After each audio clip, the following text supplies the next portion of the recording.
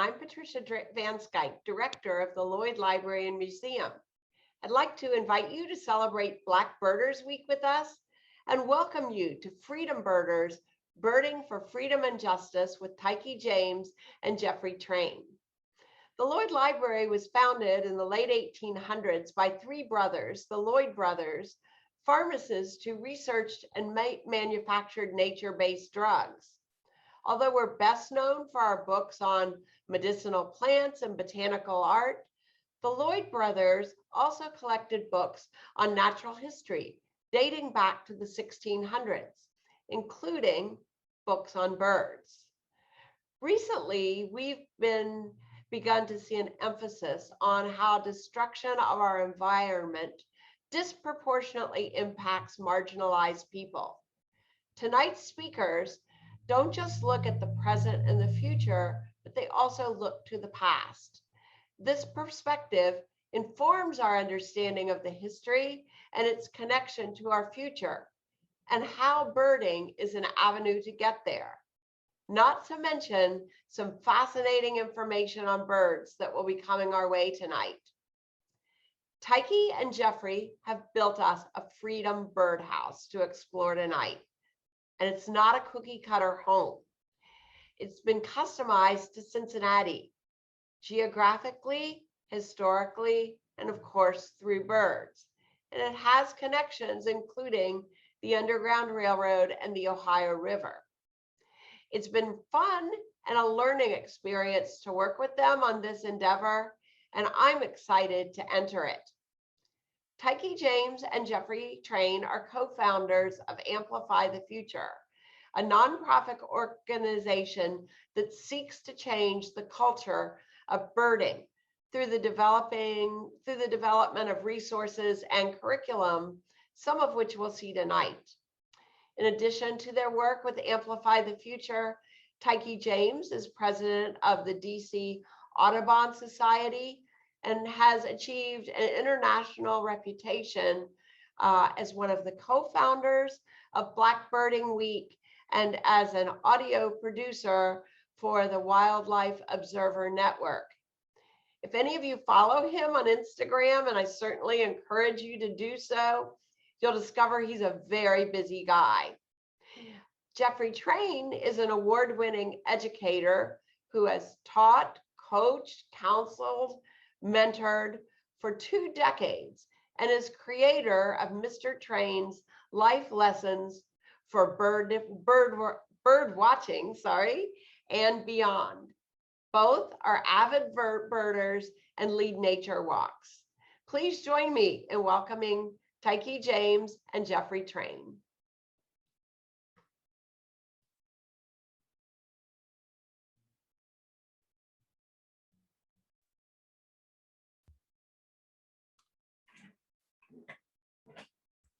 Hi. Hi, Tykee. Thank you so much for that very warm and thorough introduction. I'm so happy that we could be here in Cincinnati. You know, as someone from Philadelphia, from Pennsylvania specifically, that's a hard state to spell. Cincinnati, hard city to spell, but a lovely city to get to know through this. And I'm looking through the crowd to see if there is if there's a Jeffrey Train available. If let's see if the train is running on time. Maybe so. We're just now. See, you got the bins on you. Yes. Wait a minute. There was our Gargani reported in Monmouth County, and I went to go see it. Yeah, I see you're out of your office there. Well, we're here with Patricia from Lloyd Library, and we have a whole presentation tonight. Hi everyone. Hi Patricia. Thanks for having us. I think I can make the best of it tonight. I think we can do this. Well, I'm going to turn it over to the two of you then. Thank you so much. Thank you. Now, Jeffrey, I caught you probably in the most birdiest of birding moments. And that makes you a real birder, like a real birder, you know, like a birder, you know? What do you mean by that? What do you mean I'm a birder? You know, because like there's bird watcher, then there's birder, you know, and there's just like a more birder you that is happening. Because look, you're literally out, you're with the grass, you're chasing down the gargoyles. Which I didn't see, by the way. I think I missed my opportunity, but I don't know. I feel like I, defy definition in some way. Is that right? Yeah. Yeah. Well, let's think about that then. So birder, bird watcher, birding, what does it all mean? What does it all mean? How long have you been birding? Birding? You mean or bird watching? Taking drives to go see birds? I mean, I've seen birds my whole life. Within the last decade, though, falling in love with birds. But still, I mean, people say to me, what's the difference between bird watching, birding? I feel like we could get to a definition here tonight with some of the things that we talk about. Do you have maybe like a working definition, something that we could be comfortable with and start to like apply and show and demonstrate? Yeah, I would say I have a working definition. And I would say that the work, you can describe it as a working definition as if it's like its first internship in freshman year of college working definition. So, a lot of room to grow, but it's still work. It's Okay. still work. Okay. And the working definition, and this is from a little bit in my experience as being a birder. I self-identify as a birder from time to time. And I've done so for about 10 years, or I'd rather say I've been part of the birding community for about 10 years. And in that, I find that birders share the appreciation for birds. They share their appreciation for birds with themselves or someone else at a different time, with no requirement to location, no requirement to equipment, no requirement to skill. Appreciation of like the moment. Of the moment. There's a little gratitude in there, I think, of right? Who you're with. Wait a minute. So right now, by me appreciating being here with you and you, everyone at home, we're birders, just like that. Yeah. I mean, I also appreciate your bird shirt you got there. Thank you. Thank you very much. Make sure you eat your vegetables. I chose your favorite bird. It is. Just for this event.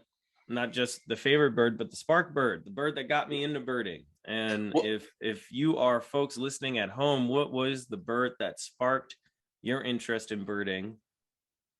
Or what sparked your interest in seeing, and let me say this too. You share your appreciation about birds.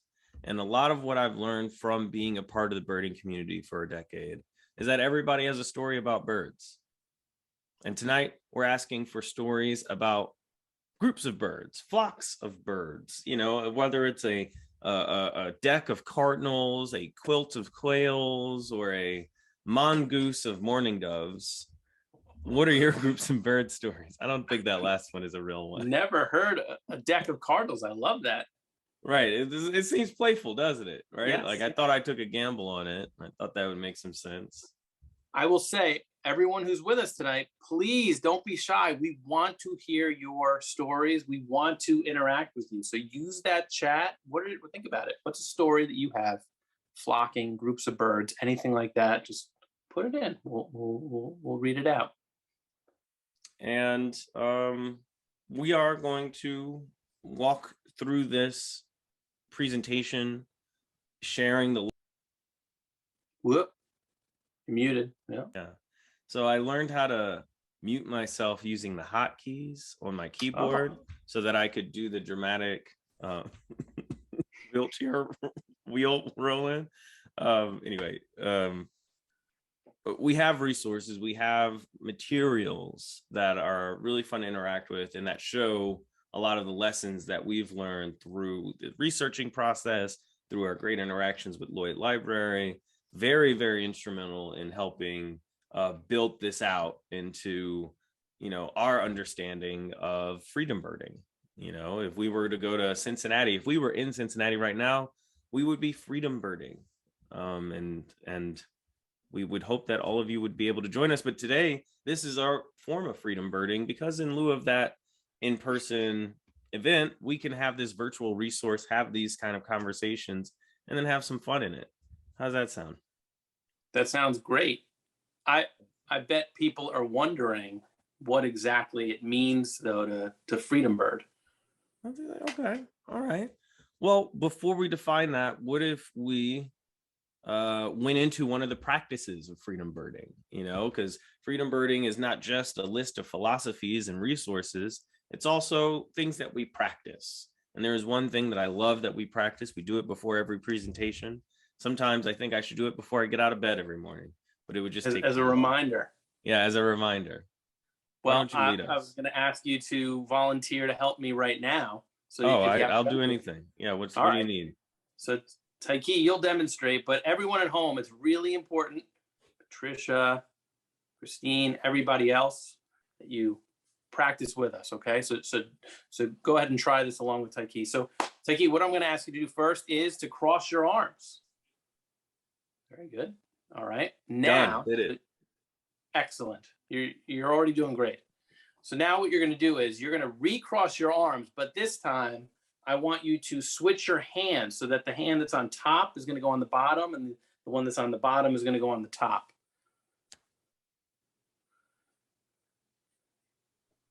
That's what's happening. You're looking a little, with the word uncomfortable, kind of work. I'm experiencing discomfort. Discomfort. All right. Maybe it feels a little weird. Yeah, awkward even. Awkward, strange. Maybe, can we go to scary? Yeah, I mean, you know, I'm a little shiver me timbers. I want to switch back. All right, totally natural feeling. So let's say that for the rest of the night, every time you crossed your arms, you focused on crossing them this way. How do you think you would feel by the end of, you know, the hour or so? I'd be like, wow, I can't believe I did this for an hour. Jeffrey's looking. Still uncomfortable. Yeah. All right, let's say we kept it for like 24 hours. I mean, I still feel like I'd be like, man, I can't believe I'm still doing this from last night. Okay. It would feel like, oh, this is strange still. Good morning. Gotcha. All right, let's go. Let's give it a week. You for a week, every time you're out thinking about what you want to do or what you want to get at the grocery store, you're crossing your arms deliberately. How are you feeling by the end of that week?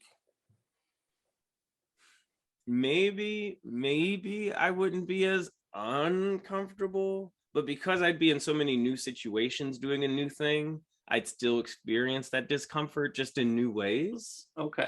So it'd be new experiences. Yeah. Like a mix of familiarity, but also discomfort. All right. Yeah. Let's go a month. I feel like if we went a month, maybe I would feel like this is me. This is where I'm at. This is where I feel comfortable now. The new normal. A new thing here going for like second nature, natural. Yeah. Matter of fact, even holding it for this long, I'm like, huh. See that? I think absolutely. I think by the end of that week, you would start to be there. Yeah. Then, you ready for this one? At the end of that month, we said, go ahead and cross your arms back the original way. How would that feel? This is how I do it. Look, yeah. After 2 minutes, it doesn't even feel right anymore, right? So that rewinding the tape. What were my arms doing? The point of all this, right? That it is totally natural when engaging in new behaviors, conversations, practices to feel weird, uncomfortable, discomfort, but we don't have to stop. That's a part of the process. It's a natural part of the process. And so by reminding ourselves tonight or beyond tonight, if we feel a little uncomfortable, that's actually not a bad thing. It's just a natural part of the process that's going to get us to where it is that we want to go. I got to tell you, I actually used this recently. I bought a new pair of binoculars, and I was using the binoculars. And at first I found myself getting frustrated because they weren't working the same way that my other binoculars were, that I got grown so comfortable with, to the point where I heard myself say like, oh, I got to contact the company, something's wrong. And then I said, whoa, take a breath. This is natural. You're going to start to figure out these binoculars. And now, after the spring season, automatically able to see perfectly. Wow. Wow. And the spring season is a good time to make sure that's practiced. Yes. Oh, wow. So that was excellent. I feel great about that practice. And I feel great about going back to the question about what is freedom birding? What do freedom birders even do? What does that even mean? And in a short answer, freedom birders bird. You've already been doing it, Jeffrey. What? Freedom birders bird. Yeah, this whole time you've been doing it. Freedom birders bird. So I just go outside, look at birds. That's it. Let me break it down a little bit. All right. All right. BIRD, bird, right? We're familiar with that word. They say bird's the word. They say. And when we talk about BIRD, we're talking about being beginner-minded, inclusive, recognizing, and deliberate when you go out and do that thing. However you do that thing you call birding. Because when you're beginner-minded, like in Jeffrey's example, well, if I just think this is my first pair of binoculars, I'm going to figure out how to use them. I'm going to learn. I'm going to teach myself. I'm going to learn from myself. I'm going to take these lessons because I have an empty cup. And I'm open to these lessons. Practicing inclusion it can happen through a lot of ways in a lot of contexts. But it's important that you think about the different lives and the different worlds that people live in, and think about the different lives and the different worlds that the birds live in. And that means that you're also recognizing more deeply what's happening in nature, what's happening in society, what's happening with your neighbor, and the story of land. And then you're deliberate when it comes down to acting and having these practices and seeing these principles through. BIRD. I have an idea. What if in tonight's presentation, we kind of show what BIRD looks like, and then give people like tools that they can use when they go out to bird to actually practice these skills? And wouldn't it be amazing if by practicing BIRD, people actually enjoyed and learned even more about birding? I think that would be great. I mean, I would love to feed the appetite of birders everywhere, especially if you don't even know you're a birder yet. It's a really great idea, because you too can be beginner-minded, inclusive, recognizing, and deliberate. You too can be a birder. You too can bird. I like that idea of exemplifying it. And one of the ways that we do, what's up, Jeffrey? Somebody shared a flocking story. I wanted to. Oh, yeah. What? Yeah. Molly shared that she saw a flock of cedar waxwings eating a bunch of berries, right? She said, service berries. And I have to tell you, Molly and everybody else, I actually saw the same thing in Hoboken, my city in New Jersey. No joking? No joking. And just magnificent. I couldn't believe it. And it was a mockingbird. It was a mockingbird's holly bush. And they were waiting for the mockingbird to leave. And they descended and started eating all of these berries.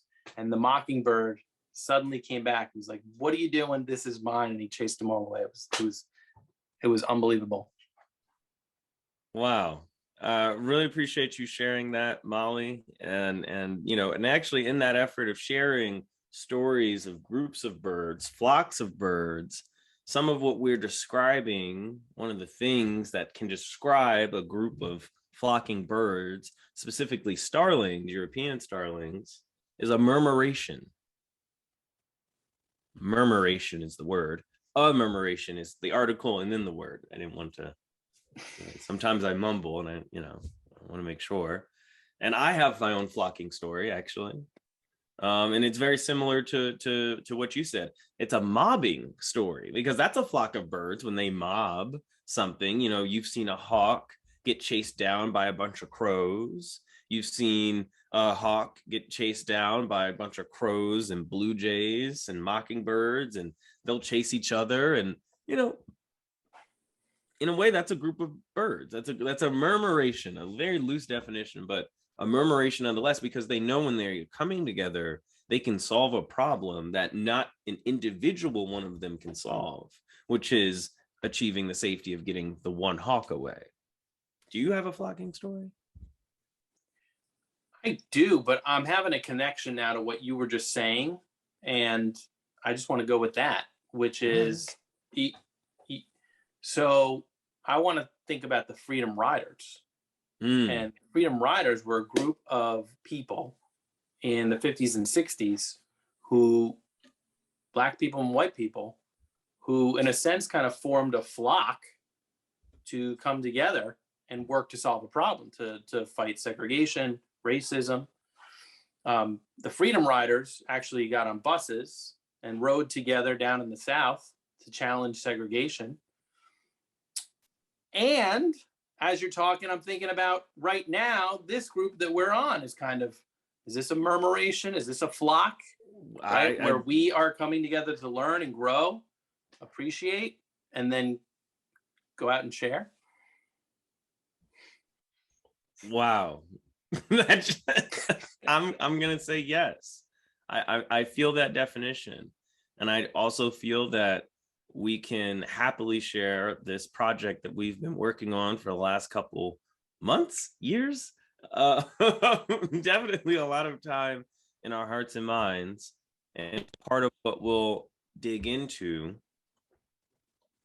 is the Freedom Riders, the history of the Freedom Riders. So this is a self-guided virtual resource called the Freedom Birdhouse. And with all the help of the Lloyd Library, this one is called the Lloyd Library Freedom Birdhouse.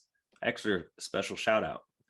Now, here we see our logo designed by Gia Spiegel.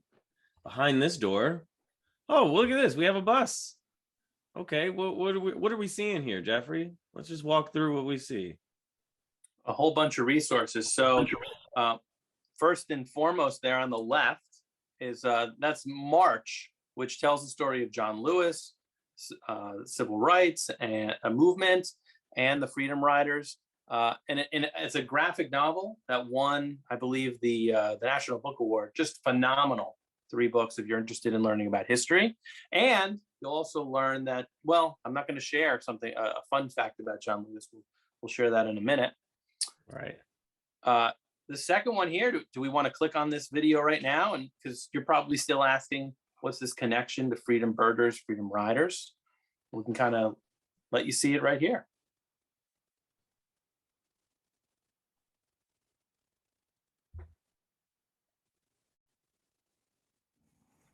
What is freedom birding? Say hello to John Lewis, one of the leaders of the civil rights movement, a hero, a coalition builder, an organizer of the Freedom Rides. Black people and white people riding buses together, juntos, which was illegal, to fight segregation, injustice, racism. John Lewis loved people. And John Lewis loved chickens. Honestly, I don't know. Is that true? I didn't know that. Yes, it's true. He found his voice. Preaching to birds when he was a kid. John Lewis said that people should never be afraid to get into good, necessary trouble. Good birding. Good trouble. Freedom birding. See you out there.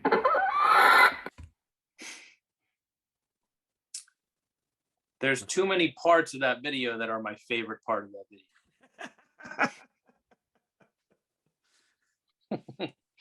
I feel that. And you know, this is something that you will all have at the end of the presentation. It will be emailed to you, and know that behind each of these things you can click and it will take you to a resource. This will talk specifically more about the Freedom Riders journey. This is a map that will actually take you from DC through the 9 states or 8 states that they went through, and They stopped in Mississippi, but they were meant to stop in New Orleans.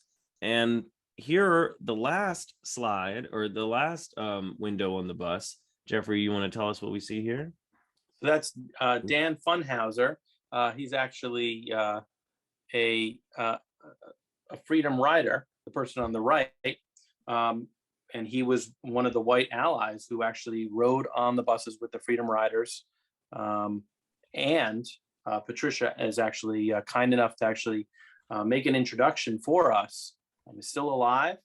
You can learn more about him and his connections to Cincinnati by thank you, Dan Funhauser. Yep. And his connections to the library by clicking on that link. Yeah, I tried clicking on the link, and it again took me somewhere that I didn't want to go. So great opportunity to tell everybody we have double checked all our links. Occasionally with this format it glitches, but if it gives you a problem, just click it again, go back and click it again, and generally it does work. But occasionally that one link is actually what might cause you to go to a different room. And that's okay, because we can fix this. Remember, we're always beginner minded. Right. That's what it's all about. Cannot forget. That's what it's all about. And thank you for that correction, Patricia. So now what we want to do is we're gonna kind of explore a couple of specific elements here that we put in here. Resources. Again, you're gonna have plenty of time. This is going to be sent to you after. You can explore all the resources. There's way too much in here to digest in one evening. And I think, Tykee, we're going to go to the Cincinnati door first. Yep. So he just clicks on that. It opens up. And look at this little picture here. What would you say describes this shape? Wait a minute. That looks like a murmuration shaped like a bird. That seems intentional. Like we were just talking about murmurations and now that's here. Is that right?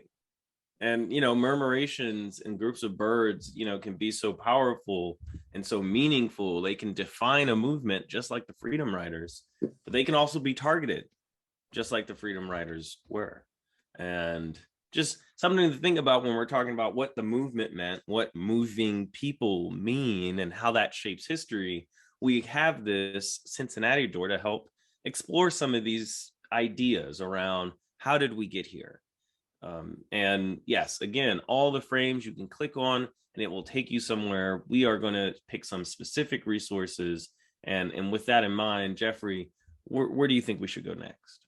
Well, so one practice that we as Freedom Birders love to engage in it because we're recognizers, right? We're thinking about, if I go out birding, for instance, what's the land that I'm on? And who are the people who have been on this land at different times through history? And anywhere that you go in North America, right? That was land that was populated by indigenous peoples. And so we've given you a bunch of resources here. So for example, if you look at the colorful map on the right-hand side, right, that's actually a map where you can kind of see the different people who lived on North American land at different times. It's a wonderful resource, and you can kind of, wherever it is that you're going birding, or the world actually, wherever it is that you're going birding, you can see who resided on that land. And then the other practice that we like to engage in, wherever it is that we are, is what if we learned the names of birds in the language of the people who saw those birds? And that's a pretty empowering concept when you really think about it, because, well, Tykee mentioned the idea of a birder as being appreciative, right? And so when I go out anywhere in Cincinnati, and I look up, right, and I see, for example, there you go, a bald eagle. That bald eagle has been around for millions of years, right? If you trace his family back. And that bald eagle was seen by the other people who lived on that land long before I was here. And so by using a word to describe that bird, it's connecting me with those people, it's connecting me with that bird, and it's really kind of opening up that space that I am going to be in. And consequently, it's going to make me much more grateful and respectful of that place that I'm exploring. And so, again, this is a website that you can check out, honoring the Shawnee people. And these are all words that you can start to practice. And remember, beginner minded, it's not an all or nothing, proposition. What if you learned one bird name, right? And went out with someone and shared that name with somebody else and talked about these things? Then you're really starting to connect with people. Thank you for that. You're welcome. And, I'm ahead. very excited actually right now. What's on your mind? I can't see you because my camera, because I have it on like the share screen mode, I can't see your excitement, unfortunately. So I'm just taking your word for it. So right now I'm just holding my mouth open and like looking at the camera with a big smile. So I have a fun fact that I can stump you with, I believe. Okay. I came across this fact because I've started thinking about intersections, right? Of the ivory-billed woodpecker, the passenger pigeon, the starling, and Cincinnati. And over the course of my research, I came across a great fun fact. The question is, you ready? Or can you? I bet you can't. Which city boasts the oldest zoo in the U.S.? Which city boasts the oldest zoo in the U.S.? I feel like I was born knowing this information. I feel like I was drinking from a coffee mug that had that information. In fact, here's a John from a rally that I attended that has the name of the city that I have in mind. And, I am proud to say that it is the city of Philadelphia that has the oldest and first zoo. That's kind of how that would work. But yes, it's Philadelphia. Can't stump me on Philly questions. Come on. I was so excited when I found that. You are correct. Can you tell me which city has the second oldest zoo? The second oldest. It might be some small flyover town, or maybe it's LA, I hear they have a zoo or something, or maybe Florida, there's all those flamingos. It's Cincinnati. Cincy? Yes. Queen City? So, believe it or not, right? So, September 18th, 1875, the second oldest zoo by about 11 months. And in that first collection, I'm going to tell you a little bit about how the zoo was founded. In that first collection, there were 494 birds. Okay. There was a talking crow. There was some peacocks, peafowl. I'll take you back to 1872, though, because I want everybody to think about the last time you saw a starling, right? Starling outside. We have a few articles here. A wonderful reflection from Sam DeJarnay, Always Be Birding podcast, phenomenal podcast. This particular episode features starlings and cormorants. And then you'll see two other starlings there that'll take you to articles about that kind of reinforce some of the ideas that she talks about here. Phenomenal. Love the logo as well. Mm-hmm. And articles about how the starling came to the United States. But back in 1872, Cincinnati had an infestation of caterpillars. And there was a man by the name of Andrew Erkenbrecher, right, who originally came from Germany. And he started something called the Society for the Acclimatization of Birds.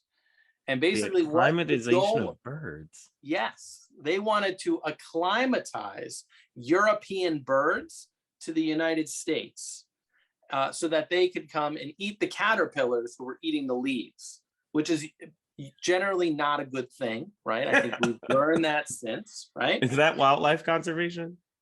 think so. I think so. It's a rule. So they brought over about 1,000 starlings, right? Starlings, house sparrows, and nightingales. The nightingales didn't make it. The starlings didn't make it at first either, but they continued to bring them over. And so now it's kind of, amazing when you think about that the starlings I'm seeing just outside my window right now in Hoboken, New Jersey, the ones that you're seeing out in DC, and the ones everybody else is maybe seeing right now in Cincinnati, right? Those are all connected through that DNA. They have traveled, right? They've become a bird that is ubiquitous here. That person, Andrew Erkenbrecher, he starts the zoo. He starts the zoo, and wouldn't you know it, right? Wow. They have some passenger pigeons at the Cincinnati Zoo. Now, one of the most famous passenger pigeons, Martha, is the last passenger pigeon, died in 1914, right? At the Cincinnati Zoo, and became kind of a scene. People would come and see her. The Lloyd Library actually has, not Martha, but if you make your trip there, you can see a taxidermied passenger pigeon and an ivory-billed woodpecker, which you can see, we have an ivory-billed woodpecker on our door. And I have to tell you, I'm like feeling myself cross my arms right now, right? Because I am actually getting uncomfortable, because I think I've been reading about this passenger pigeon, and one of the issues I started thinking about was how recently, have you heard, Tykee, that there's the ivory-billed woodpecker has come out of extinction? I've seen a few Facebook posts. I've read a few tweets on the matter. Yes, I'm familiar with the news that you're talking about, and if anybody listening away knows of or has heard of the news as well, please share. I don't want to bore anybody with the details, but what was your perspective on that, Jeff? Well, I won't share my opinion just yet, but I'll say that I think people want to remain skeptical. And the reason is that many times when it comes to extinct birds, particularly the passenger pigeon, which there were, billions of these birds, right? And pretty much within about, depending upon your estimates, right? Within 11 years, 1 billion birds, or hundreds of million birds in 40 years, essentially, disappeared. Right after they went missing. And by the way, the passage that we're discussing comes from A Feathered River Across the Sky by Joel Greenberg. Phenomenal book on the passenger pigeon. And I'm just going to share with you right now a couple of things that people used to say in the few years just after, people who had grown up seeing passenger pigeons and then missed them. So many had difficulty acknowledging that the passenger pigeon had reached extinction. Such a thing was simply not possible. Science magazine published an article whose author claimed that the species had retreated in great numbers to the deserts of Arizona. That was kind of debunked by one thinker, because he noted that he couldn't ID California quail or Gambel's quail properly. So there was no reason to believe that claim. A little birder shade? Yes. The Auk, another birder magazine, ran a note suggesting that the birds had escaped persecution by hiding out in, quote, extensive plain 15 miles east of Puget Sound. So that's all the way in Washington? Yes. A Wisconsin lumberman familiar with the species and who saw millions of the genuine old-time passenger pigeons in the pine forests of Chile. Well, that's not on my map. Others placed the birds in Australia. But it wasn't enough for some that the crafty pigeons were hiding out in remote locations where no one would think to look. So it was as if the passenger pigeon became aware that it was being devastated and decided to disguise itself and go into hiding, right? So for them, the real reason the pigeon vanished is that it evolved into a different form whose behavior and appearance rendered it unrecognizable to ornithologists. Now, that would not be a bird brain, right? That would be a pretty intelligent feat of birding. Under this scenario, the species had assumed a disguise, renovated plumage far more gorgeous than before, and more befitting of its new tropical home in Colombian jungles. This is funny to us. This is funny to us. This is going to be part of my point. Many of these people held that the birds had all drowned while crossing a large body of water. So some people said that. Henry Ford, the car guy,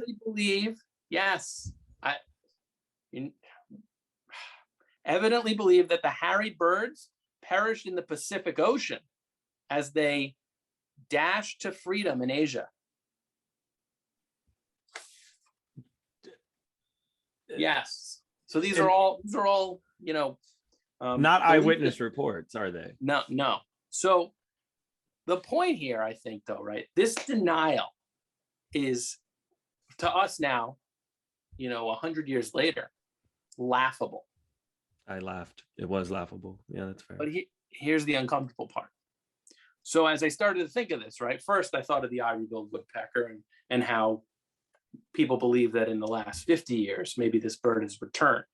Mm-hmm. Then I also started thinking recently of mass shootings and how the reason some people say, right, for mass shootings, the denial of, we need better doors on schools, or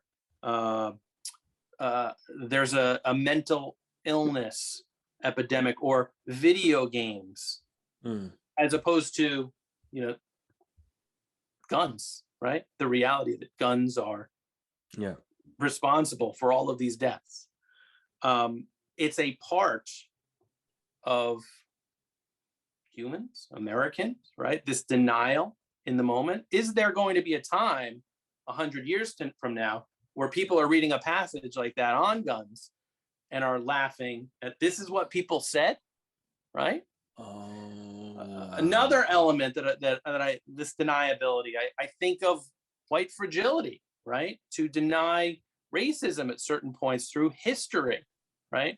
Somebody was recently talking to me about an event, and somebody asked a question, and they said, I didn't know I was going to have to talk about an issue like that at a birding event, right? Well, what does that mean, right? Race, people, history, stories, land, these are inextricably linked. And we cannot, right? We cannot practice that deniability. And we have to make sure that as birders, we're going and having these discussions and seeing how all of these connections are together. Even though, maybe we want to cross our arms, we remind ourselves to open up and to think about those things, make those connections. How's that feeling? How's that feeling? Man, it feels new. It feels new. New. I'm not gonna lie, it feels new. And I really appreciate you setting up and sharing with us, these stories and these ideas of connection, and here it is. Here's the passage here again, or different the passage that you were actually talking about, for folks to read it, for folks to see for themselves, like, yeah, this is what they were saying about something today we know is so plainly obvious. There were murmurations of passenger pigeons, and they were targeted, and they were taken down, and they were eradicated, and then there was Martha. So it is something that now I'll think about. Hopefully I can visit Cincinnati sometime soon. I'd love to be welcome to the city. You don't have to lay out the red carpet, but I have done a little bit of research. I haven't figured out where I wanted to eat yet, but I do know, even though I'm lactose intolerant, that I will get ice cream, because I know that there is no place better than Graders. Am I right? Any Graders fans in the chat? Truth. Oh, we got Molly. Molly, wow, thank you so much. We're gonna watch birds and get ice cream if you're available, and they're open. I don't know what their hours are, but I'm willing to risk it for the ice cream. I mean, I hear it's very, very good. But when we look at Cincinnati, and we think about what it is like, oh, what can we learn from Cincinnati? Things that may be denied, things that may be forgotten. I want to look at our little name tag at the bottom here. Hello, my name is Econocide. Is that how you would say that, Jeffrey? Econocide, absolutely. You got it. Right, econocide.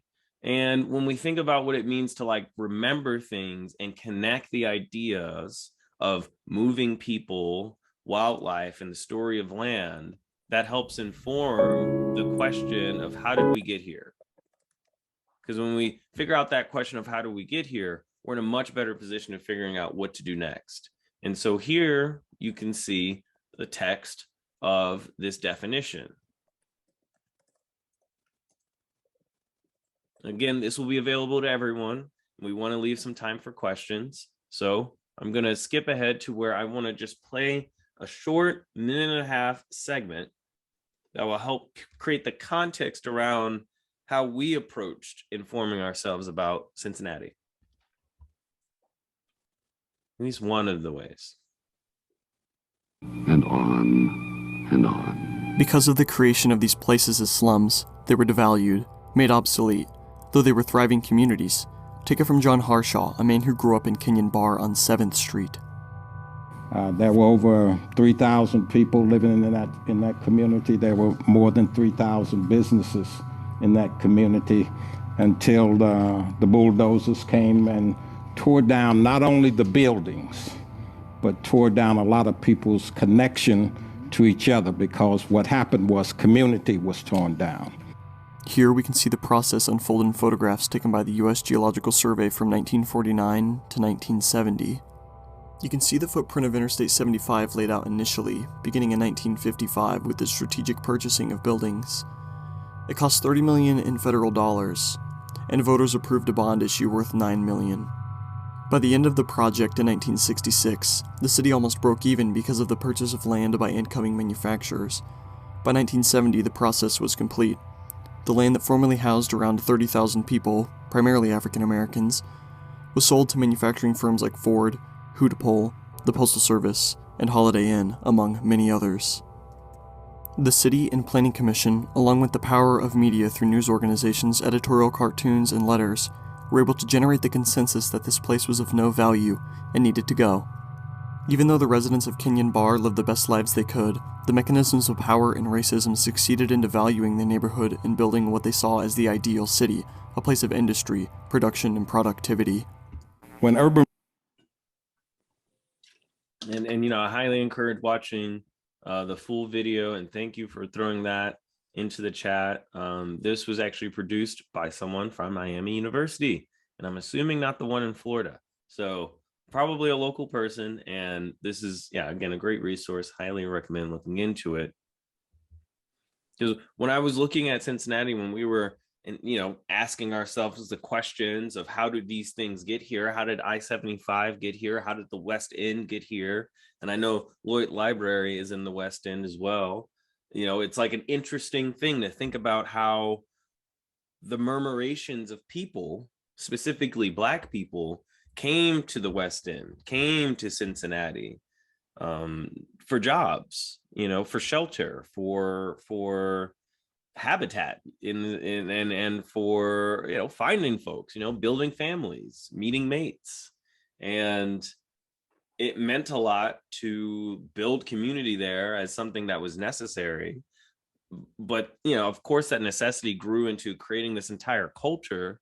You can look up the Cotton Club, you can look up, you know, the richness and the culture that was built up in the West End, and learning about the lives of the people who were there means that we should also kind of look a little back in time to the 1700s as well, and think about the lives of the enslaved and free Black people. Now, the Ohio River itself was a border between a slave state and a free state. That slave state was Kentucky. The free or neutral state was Ohio. And the thing is, even though it's called the Ohio River, Kentucky owns all of the water up to the shore of Ohio. So it's the Ohio River, but all of that is at that time slave state territory, all up into the water. And the Ohio River has a lot of importance that actually local news station in Columbus, I know Columbus, but they did a good job looking this up, y'all, talking about how the river talking about specifically how the river built this concentration of Black folks over the years out of necessity, you know, because you cross right into that. Now you're in a free state. Now you're seeing this interchange of enslaved Black people and freed Black people congregating, murmurating, building culture, building community for generations. But that murmuration was still targeted by structures that wanted money, targeted by racist structures. And where we see the West End today and where we see everything today has to be part of that reflection of trying to answer the question, how did we get here? And there's a lot to dig in when we think about what it took to get here. Here as well, we are going to be connected to the moving peoples before the enslaved peoples had arrived. And we can see here at this map of trails and settlements that were early, but also described from a colonial point of view, the movements of the Shawnee people. And notice how much connectivity there is to rivers and creeks, and how important it was that people lived near there. Like, rivers were not just a sign of life, but it was a sign of liberation, because you cross that river, you're in a free state. You follow this river, you go from state to state to state, right?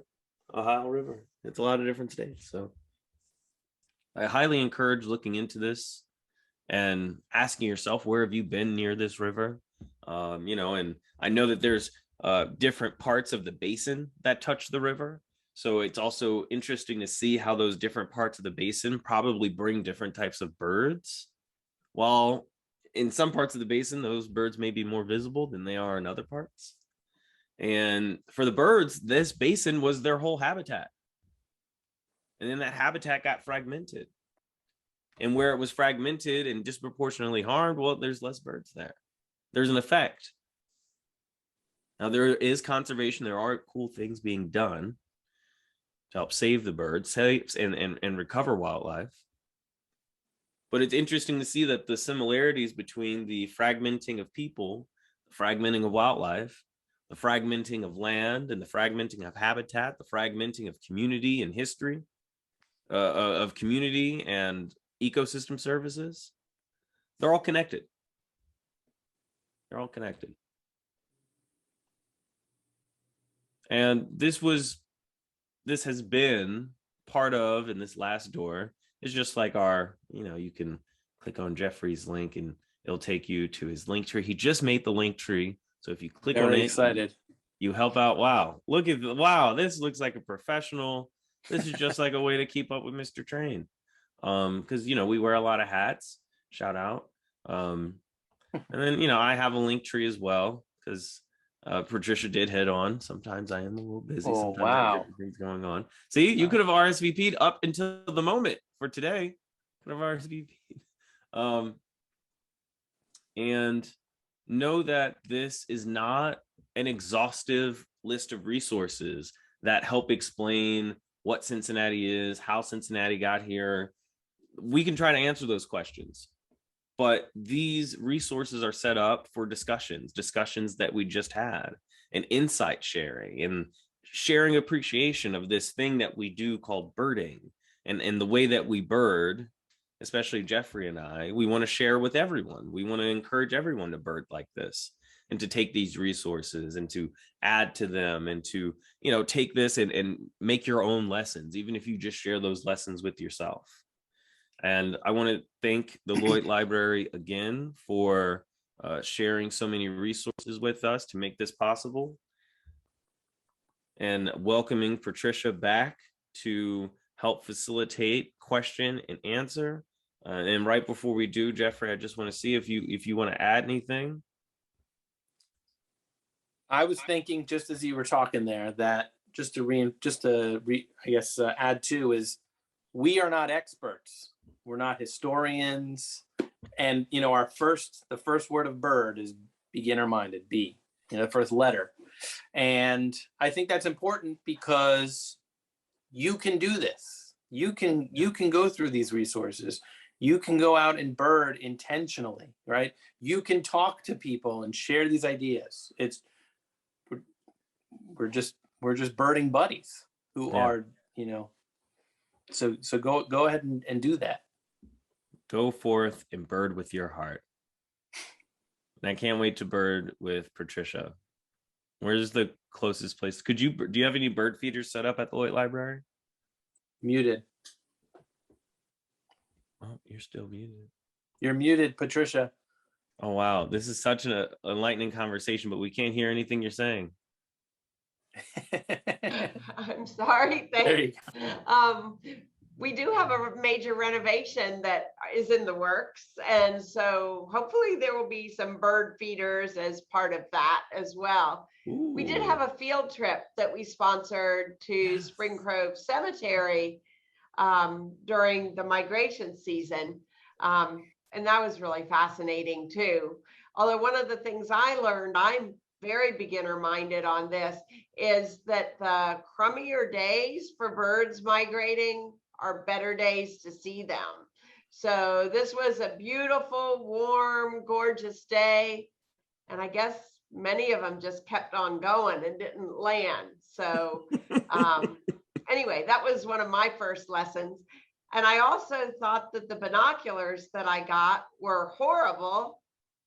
Maybe they were, Jeffrey. Maybe I just need to learn to use them, right? Do they have eye cups? You know what? They were not top of the line. Let's put it that way. So that's okay. I'll circle back with you maybe about some binocular advice. While we're waiting for any questions that might come in, there are a couple of things. Molly, I think Jeffrey, you saw that. Invited when you come to Cincinnati to come to the zoo. And we second oldest zoo. Yes. And we definitely will want to try to get you here in person. That is something that I think that we'd all really enjoy a lot. I just had an Erkenbrecher fact that I wanted to throw in there, and that not only did he want to climatize the birds, which really wasn't successful, he also wanted to he also imported thousands of songbirds. Were you aware of that? Because he wanted Cincinnati to be a musical city, which we are a musical city, but it's not the songbirds. You can't give the credit to the songbirds for that. Right. Also, just a passenger pigeon fact is that one of the reasons that they couldn't keep the passenger pigeons alive, even though they had a few and Martha at the very end, is that they are very, very much flock birds and they can't survive without their flock. So no matter what kind of intervention you have, if they don't have their flock, they're not going to survive. So I felt that was very dead on, if you will, to what you've been talking about tonight.